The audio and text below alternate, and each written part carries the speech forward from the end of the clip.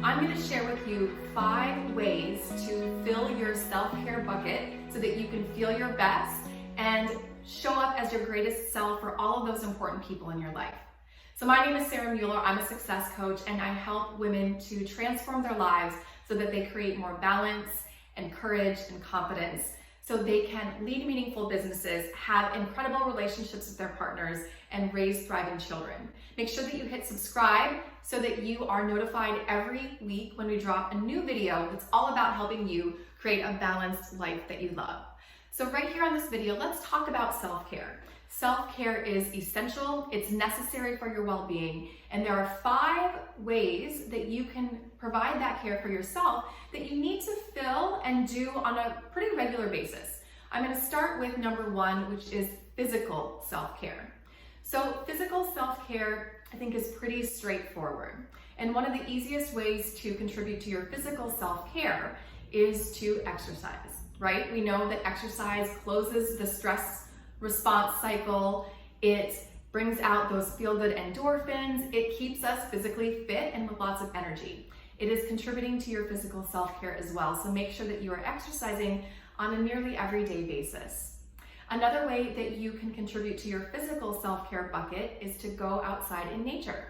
So studies have shown that being in nature lowers down our nervous system. It takes us out of fight, flight, or freeze into rest and digest if we spend enough time in nature. It boosts our immune system, and there's so many other physical benefits that being in nature can do for us. It's quite simple. It's literally right outside your door.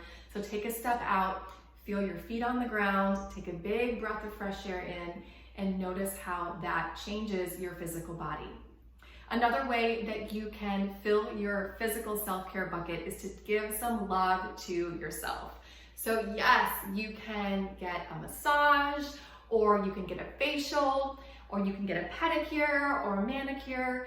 You can also do things for yourself by giving yourself a bubble bath or a self-massage, or lighting a candle that smells good and makes you feel safe and happy and content.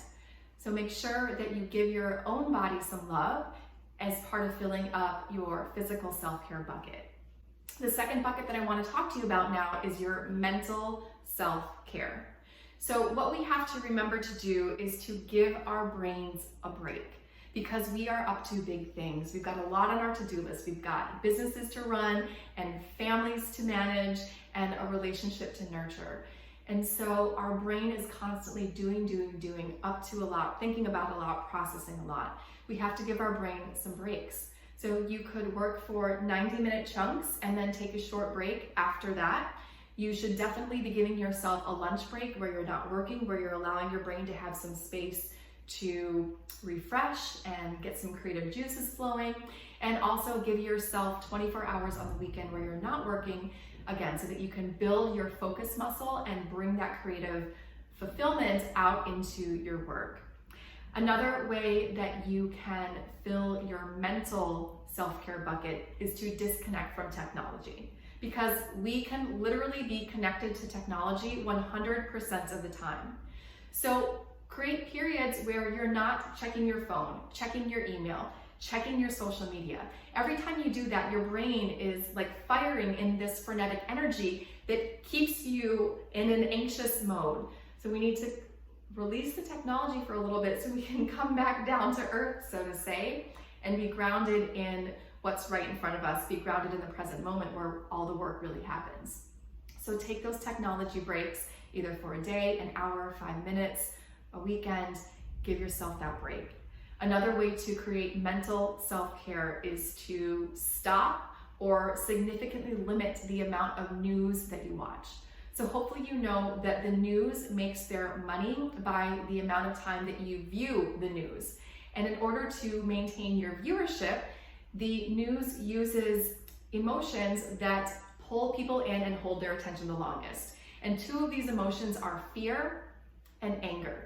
So in any kind of news, whether you're reading it or listening to it or watching it, they are using fear and anger to keep your attention so that they can make money. If you consume news and negativity, that is what you're going to focus on and bring into your life. Take a break from the news, focus on what you can control, which is only maybe 99% of the news is out of your control, to give your mental self some space. Another way that you can care for your mental self-care is to shush that nagging little or big critical voice in your head that tells you that you're not good enough, that you're not worthy, that you're not smart enough, that you're not pretty enough, that you're not X enough. That voice is there. A lot of the work that I do with my coaching clients, we help to hear that voice even more and let it go. But when you notice that voice, have some compassion for yourself. Remind yourself that that voice is not you. It is literally the ego in your head that's trying to protect you, but it is not for your greatest good. Tell that voice to take a hike. One of the best ways that I find in controlling this space in my mind is to meditate. So that's an easy self-care act that you can do on a regular basis to calm all that frenetic energy, all that stinking thinking that's going on up in our minds. Okay, the third place that you should make sure you're filling your bucket of self-care with is your emotional self-care. So our emotional self-care is really about our feelings and being able to express them. So many of us were not taught how to feel our feelings and to express them. Instead, we were told to ignore them or deny them or shove them down. And so we as adults now don't know how to do that properly. But some easy ways that you can start to express your feelings and what's coming up inside of you is to write them out in a journal or draw or color them out on a piece of paper. You can work with a coach or a therapist to have someone with an unbiased background listen to your feelings. You can call a friend or your partner and share those feelings with them. But what we know from research is that when we shove the feelings down, when we don't express them, they tend to come out sideways in a number of different ways. Illnesses, breakdowns, anxiety. Emotional self-care is about giving yourself space to feel those feelings and even working through any past trauma or past feelings that you haven't yet processed. One final point that I want to make about your emotional self-care is that I want you to express your truth. And the way that you do that is by using I statements, being connected to what is true for you. When X happened, I felt Y. From my perspective, I see this. I am feeling X. We can use these I statements to express our truth, knowing that it doesn't need to be anyone else's truth, but it is part of us and it's part of our emotional wellness in order to express that and let that out. Okay, let's talk about the fourth pillar in your bucket of self-care, and that is spiritual self-care. And of course, this, just like all of these, will look different for every single person. Spiritual self-care could look like meditation, or a morning ritual, or prayer, or reading a book with inspiring passages, or connecting to Mother Earth, or maybe all of the above, as is in the case for me. But in our spiritual self-care, we want to connect to something that is greater than us. We want to be connected to the bigger picture of life and realize really how tiny and small we are in this grand scheme of life. So find your way to connect in spiritually that works for you. And then the fifth self-care bucket that we need to contribute to is our relational self-care.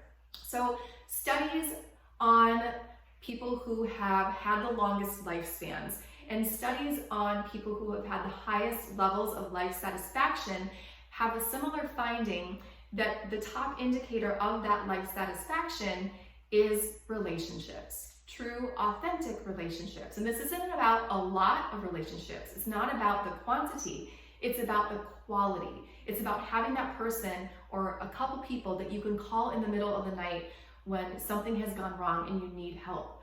And so part of our self-care, we're focusing on ourselves, but in doing so, we need to nurture relationships with people who support us, with people who allow us to be our authentic selves. So this might be with your children, really connecting to them on an authentic human-to-human, heart-to-heart basis, or with your partner, with your coworkers or your friends. Authenticity, we are learning as we study it more and more, is our power in our world. And so this doesn't mean that you are talking about the weather or gossip or drama. This is true connection where your authentic self is sharing what is on your heart, what is on your mind, and the other person is witnessing you. You're allowed to be seen and heard and understood, and at the same time you are doing this with them. Now, this is sometimes easier to do when we have those deep relationships that I spoke of, but this can also happen with someone that we've never met before and that we may never see again. This can happen with the clerk that is bagging your groceries at the grocery store. Can you look them in the eye? Can you see them as a human being and offer a smile, offer a share from your heart?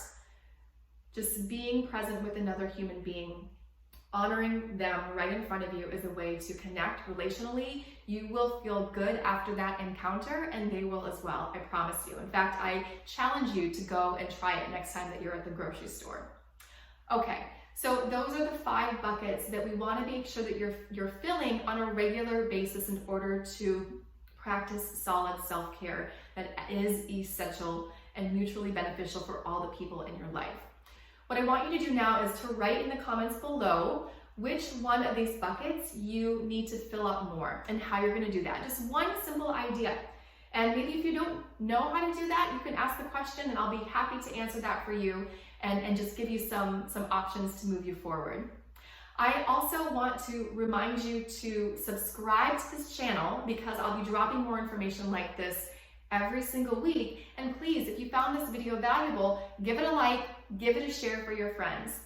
I have a resource that's also going to be very, very helpful for you, and it's located on my website. It's a self-care essentials guide. So low time commitment, low cost self-care, very simple way. You can download it if you're ever trying to think about what you can do in the moment for self-care that won't take a lot of time, that isn't a lot of money.